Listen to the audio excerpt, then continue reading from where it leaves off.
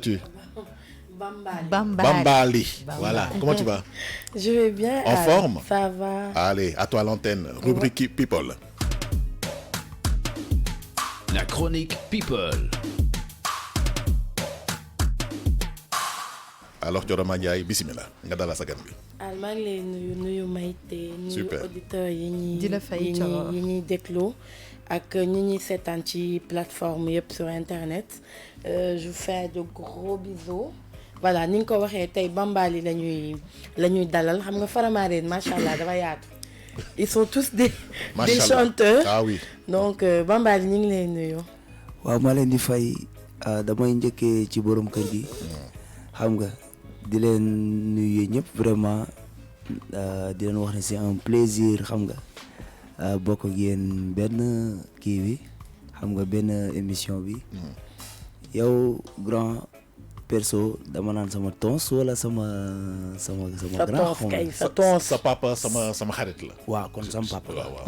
xam nga waaw loolu leer na. te bu la bëgg xamal ne rek man moom wax dëgg yàlla dama ciy profité pour wax ne man dama laa yàgg fan jaajëf merci beaucoup. alors tey mën naa ne c'est un plaisir faa nga du la mag am nga fit doy nga waar.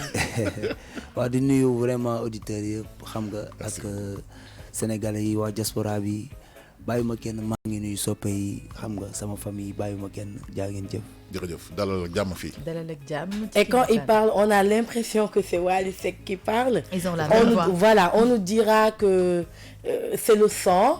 Mais après, est-ce que du nekk blocage un peu Bambali? Parce que en fait, su ngeen woyee sax les gens ont du mal à xaajale leen différencier leen seen papa yi ñoom ñëpp a njuroo baat yéen ñëpp a njuroo baat seen kër ñëpp a njuroo ni ñuy woyee man daa jaaxle naa ci yéen. waaw te di way lu neex rek nag. waaw mën nañu woy moom.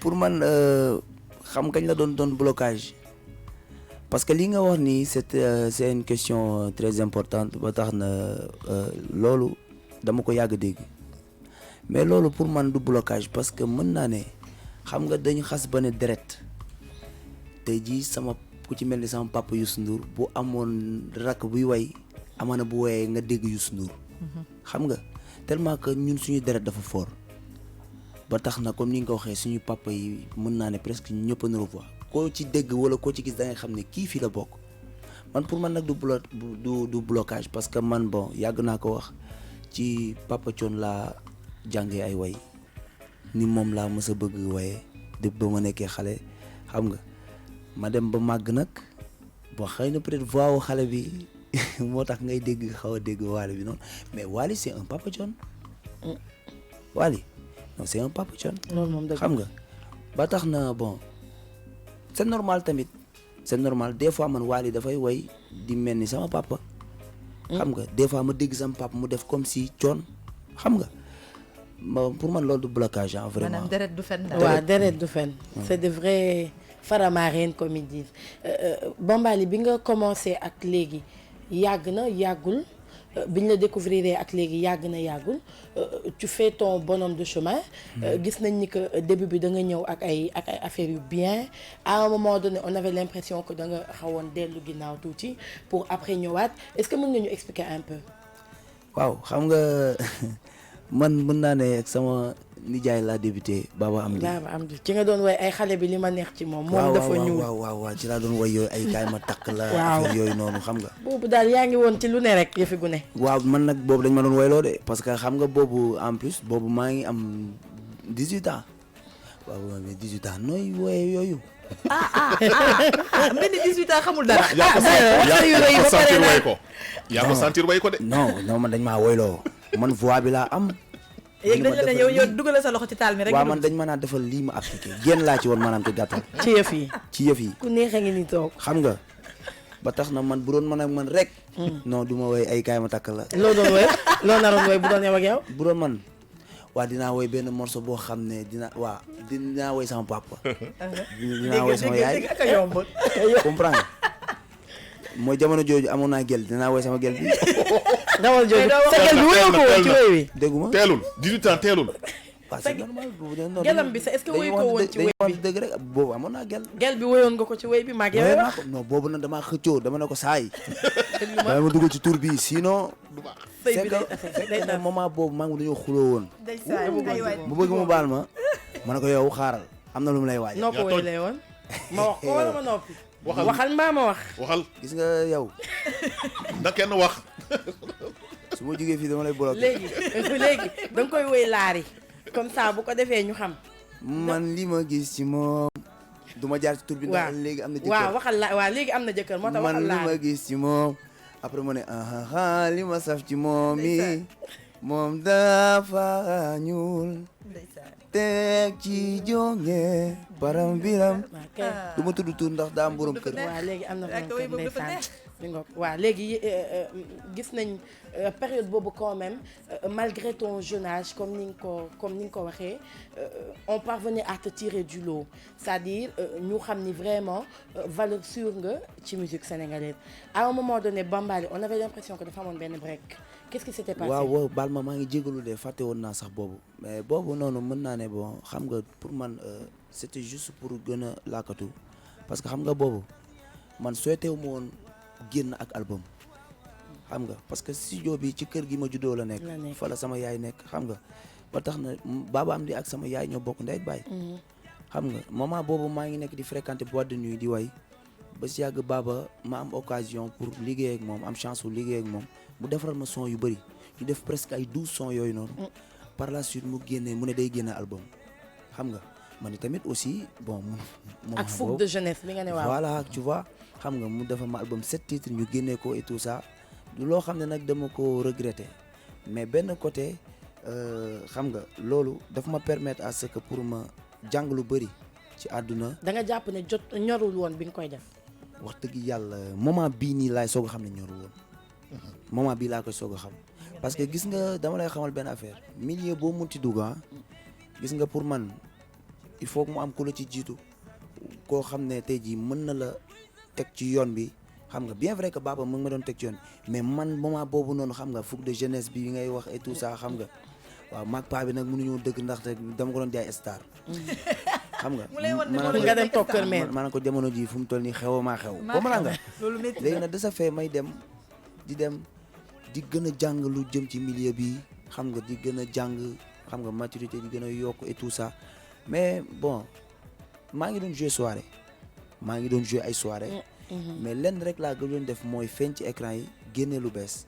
vraiment loolu rek la woon mais en même temps maa ngi doon parce que dama toog ak Papa Thione benn jour maa ngi koy nuyuwaale mu ne ma tu es trop jeune dama tollagoo fooy amee bay ñàkk tu as largement le temps pour man bu doon maa yow da ngay nekk ci ginnaaw benn groupe sax xam nga jàng ba ci kanam ak kanam soog a kii te effectivement dafa laaj temps waaye parce que te moment bii laay soog a xam li mu doon wax quoi mais du loo xam ne dama jëloon recul wala toog wala dara maa ngi doon jouer ay soirée maa ngi doon xam nga def leneen ak leneen à part que bon xëy na peut-être feeñ ci écran yi rek daa ko doon def. d'accord est-ce que ça veut dire que liggéeyatoo ak Baba Amdi. non man nag wax dëgg yàlla musuma signé ci benn label. ok man comme ni ma la ko waxee au début j'ai eu la chance liggéey ak moom. j'ai bien dit j'ai eu la chance liggéey ak moom xam nga après ba ma pare découvrir na leneen.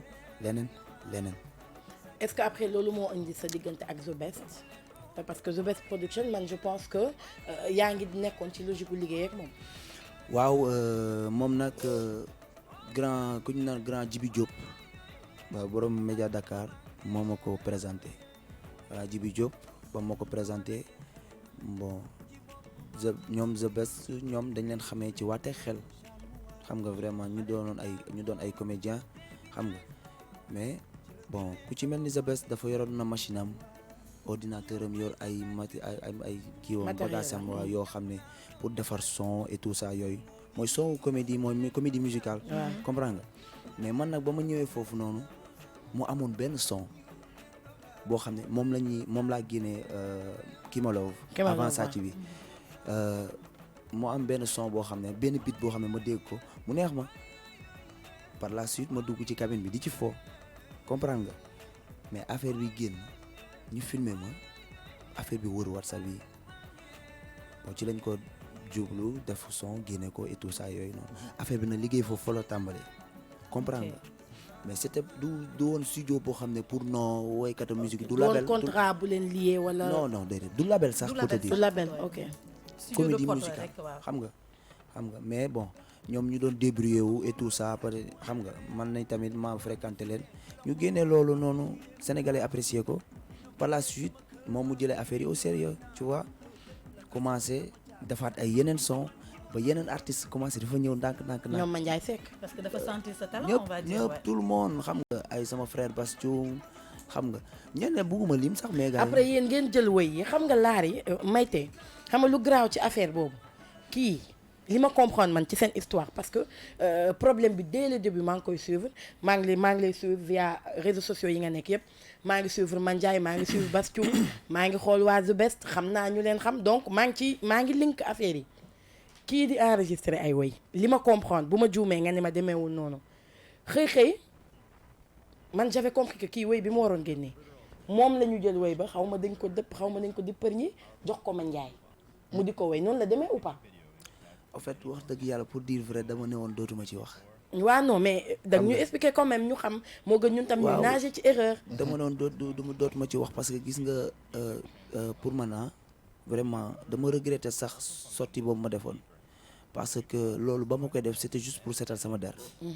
xam nga on m'avait accusé de loo xam ne defuma ko ma doon jot ay messages yoo xam ne neexuma xam nga ma bëgg dalal xelu sama fans yi ma def benn sortie pour wax nu mu demee mais terewul ba tey affaire bi gën a am kii parce que kii woo ngi wax fi kii woo ngi wax fi et man xajuma ci loolu man li ma ci jaaxal rek man ik bi ma ci amoon mooy j'ai vu ay messages yoo xamante ne à la limite yow dañ la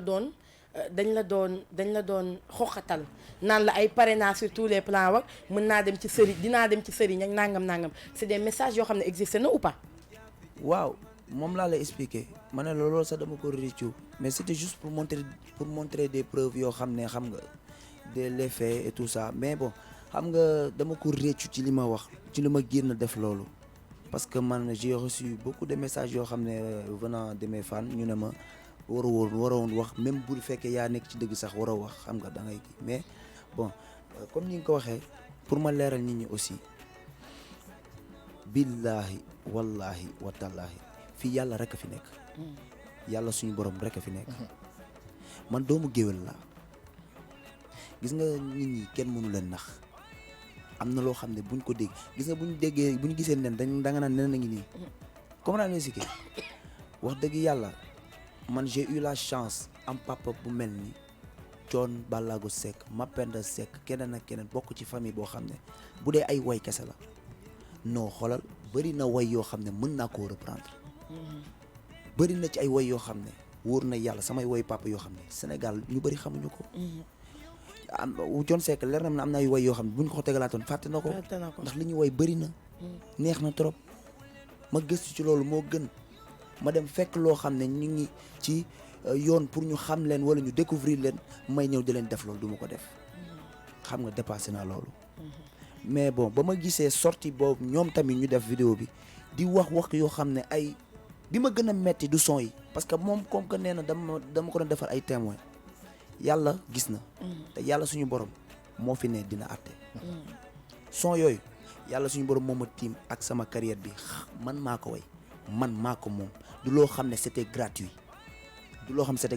ndax man du ma jaabante chaque jour que jëfee chaque moment di fa jóge 6 heures du matin ndax ay témoin dépassé naa fu may defee ay nit ay témoin pour beneen artiste après ñëw jënd ko ma defar lay témoin te fayoo ma pour lan non noonu la demee wax ji bëri ma bàyyi mu sedd comme naa ne si bi ma gën a metti benn la mooy le fait que pourquoi ñu ne mu ne dama jël ay nen di ko toj. Bambali da nga may tuuti rek ñu jàll si tënkum xibaar yi. après ñu dellu soit pendant 5 minutes ak yow. amul benn problème jërëjëf merci pour ce teewaay vraiment c'est très intéressant 8h32 fii si studio King Morning King FM 99.4 tënkum xibaar yi ñu ànd si ak Kati Ndiaye.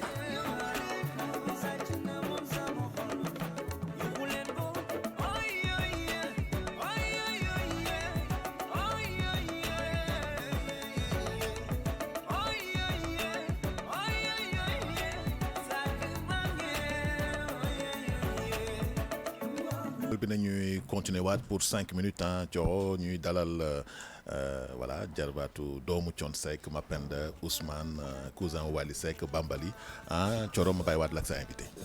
voilà Bambali nga ne ki la nga ne woon nen yi nga toj.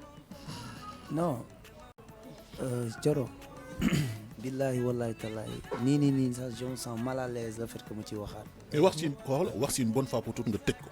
xam nga parce que du la bàyyi de. billahi wallahi non xam naa ne du ma bàyyi xam nga te bëgguma temps bi dem quoi ci nen. rim bi.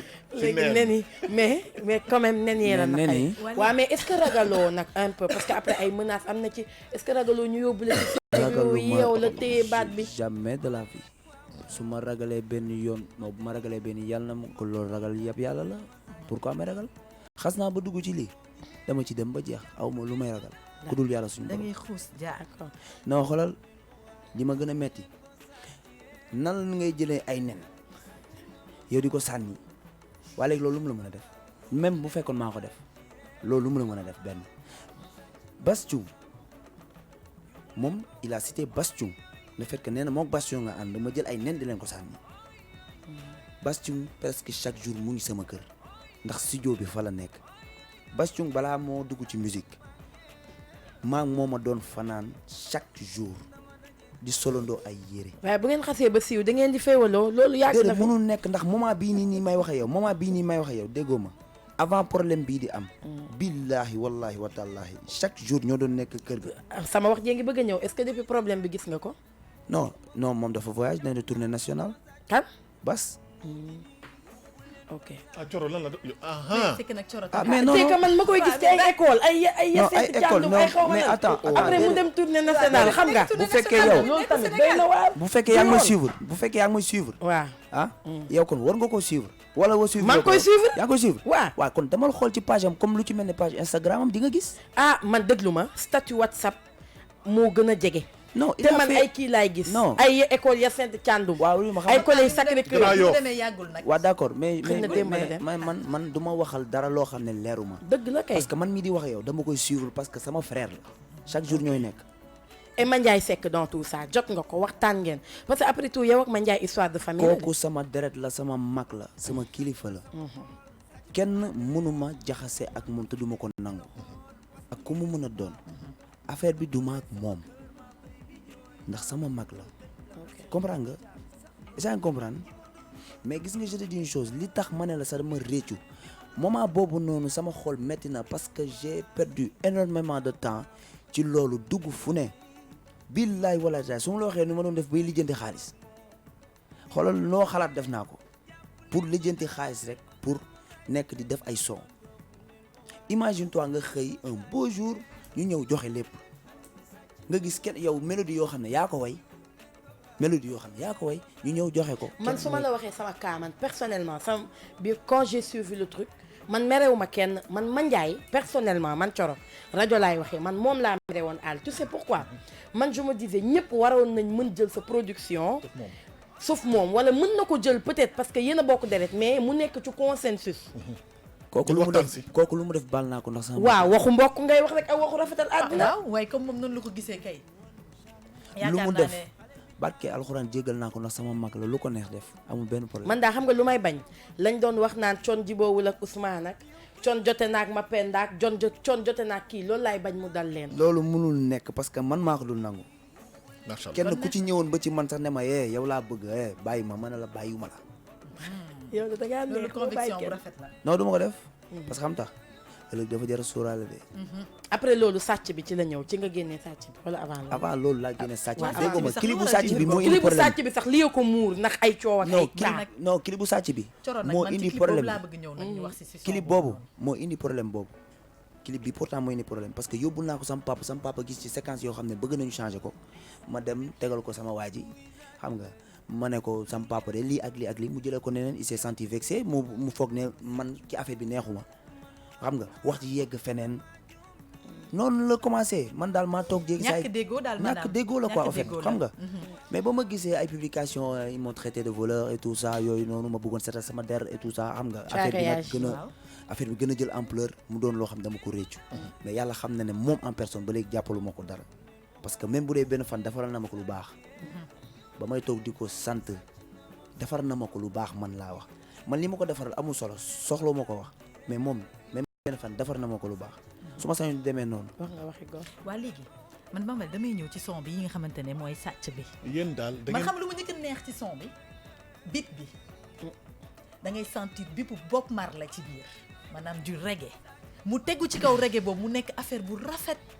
teg ci nag paroles yi. xaw ma quand même nag ci dafa am lan nga facilité woy. inspiré woo ci Macha paroles yi ndax da nga doon jéem a wax dara jaarale ko ci version boobu wala loo yëg la nga sentir ko nga expliqué ko ndax da nga am tamit loo doon xeex di ko expliqué jaarale ko foofu. non gis nga dama lay wax fi réew mi toll. laari indi naa ko neex. oui ba yaa ngi bëlëxal wax bi de ayca. non xam nga fa la réew mi toll fu mu toll nii. gis nga booy way. billaay walaay talaay. ma xooj ama jo xure ya bare faat ba day metti parce que non nañ ko nangu xale yi non déglootuñu loolu jamono ji xam la ñuy dégg sangu lu baax la Coroma Njaay de dafay sangu waaw doomu nday diw dafay sangu loolu la comprends nga loolu moo leen neex. non loolu yéen Faramareen yi yéen a bëgg a yàq woy wi yéen a ko fi andi ñu ko de ndax xam nga yéen moom yooyu rek ngeen di woy. non yooyu man yow xanaa déggoo sama album woy naa xale yi woy naa papa yi da ngaa dégg kenn ku leen di way yaay rek nga di way man maay premier sénégalais bu woy papa yi. non mais ci sa son yi nga mës a génne yëpp on sent la différence quand même. waaw par rapport ak textuel bi. Oui. par rapport ak logique bi ngay demee ak même instrumental yi xaw ma nag ndax loolu c'est comme tu dis dafa fekk loo xam ne da nga ko bëgg a révolutionner la wala yëg-yëg la wala dafa am kenn koy kokkali ci ginnaaw wala gars yi nga bëgg a yar. xam nga nee naa la son yi fi ma ko defee gars yi dañu doon def comédie musicale. ok. est-ce que yaa ngi dégg. man comédie musicale laay bañ a dégg. waaw mais comédie musique su ma nee comédie musicale mooy maanaam mooy musique yoo xam ne day daw nga ciy wax ay wax yoo xam ne day reetaan loo nit. li ñoom Pawlish di def ak ñoom Ouzin est-ce que yaa may dégg. léegi de sa fe waaye bilaay bàyyi ma kii yaa may dégg. après par la suite man ma ñëw woy ci. man de sa fe xam nga li ma may chance mooy maanaam man façon musique bu ne dama koy déglu loo ma tegal dama ciy jéem a woy.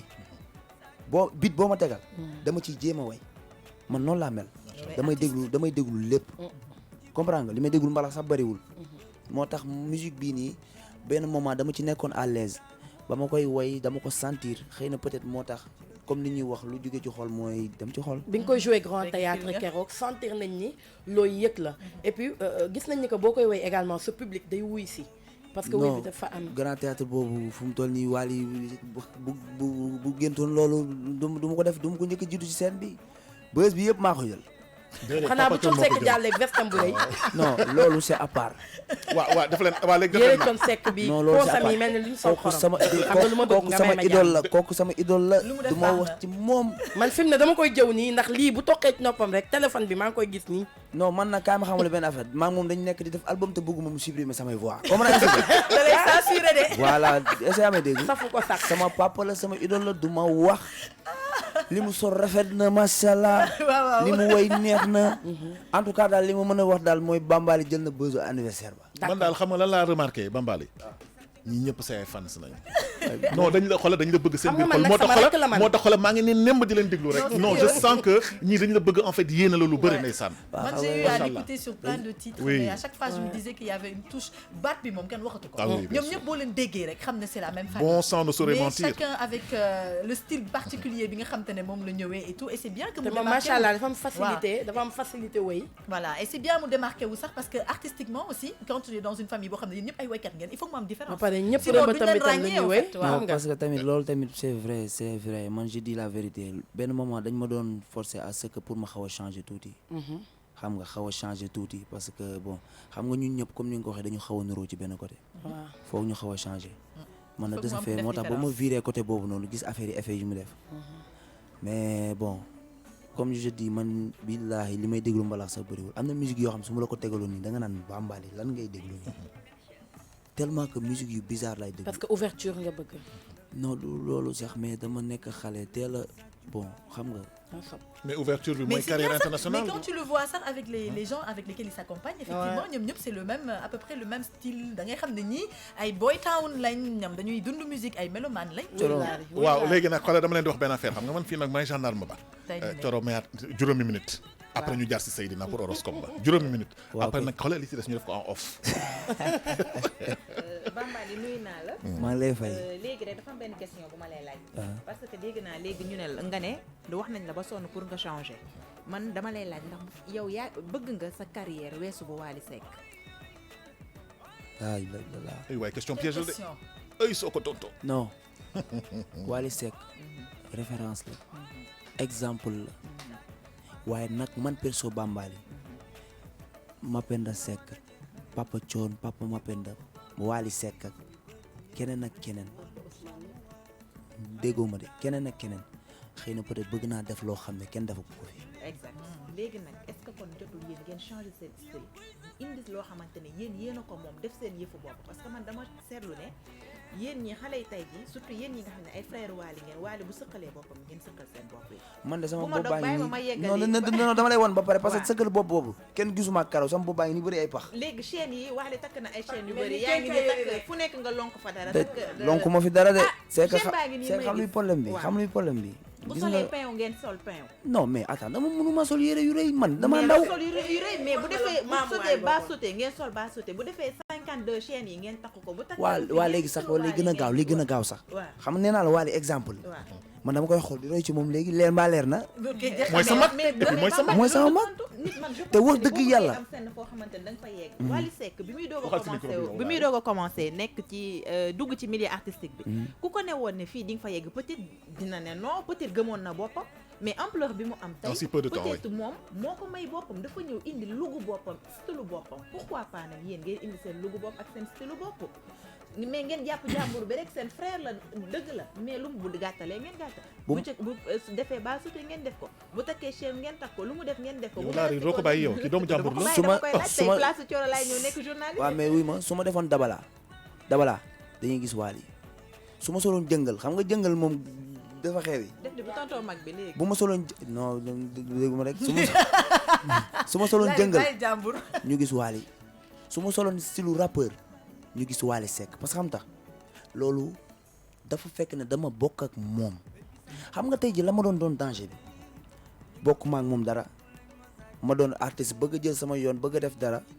non may ñëw di imiter koo xam ne xam nga mooy loolu mais tey ji foofu mu du question ay du imiter nit wala dara mais dafa fekk ne deret bi la man tey ji lu ma munti sol boo bëggee gis Wally ngay gis en tout cas daal moom deret moom bu ma mais même bu dul dara sax moom dafa jar na topp noonu daal li muy def neex na li muy def neex na rafet na macha allah.